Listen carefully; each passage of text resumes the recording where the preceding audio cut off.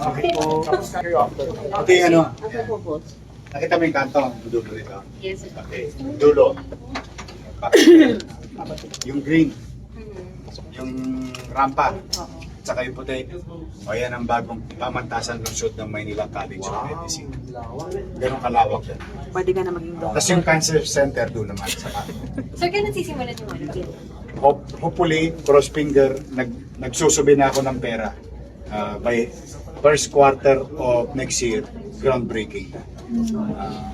Hopefully. Tapos next week, doon tayo magkikita-kita. Bubuksan natin panibago, additional na dialysis center. Yung puting building na yun. May bago tayong mga makina doon. Bubuksan na natin yun Ano yun ngayon? next week.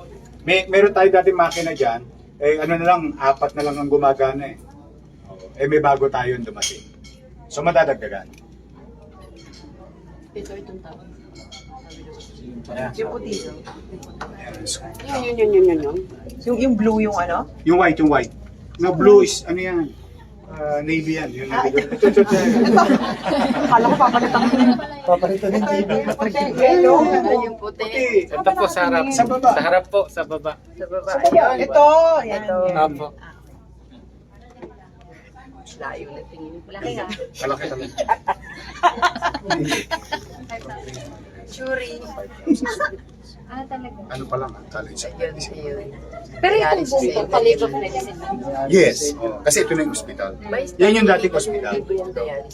Built by Lacson and Villegas. Sir, libre Ano po na yan? yun. It's my pleasure. Luman-luman na yan. Sir, libre daw. Ha? Libre? Libre po. Ay, ang PLM, College of Meron. Grabe na ba?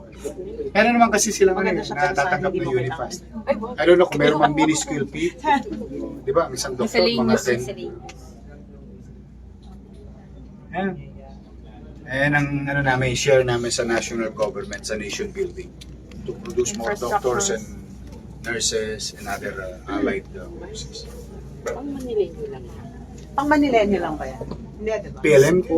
Yung ano po, yung cat lab. Cat lab. Hindi nga kahit sino pwede. Kahit Kasi sino. nga ano yan eh, under the Universal Healthcare Law, bawal tumanggi.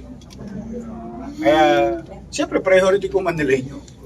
But, kung wala naman tayong pasyente at may isang pasyente, life is life. Yung dialysis center.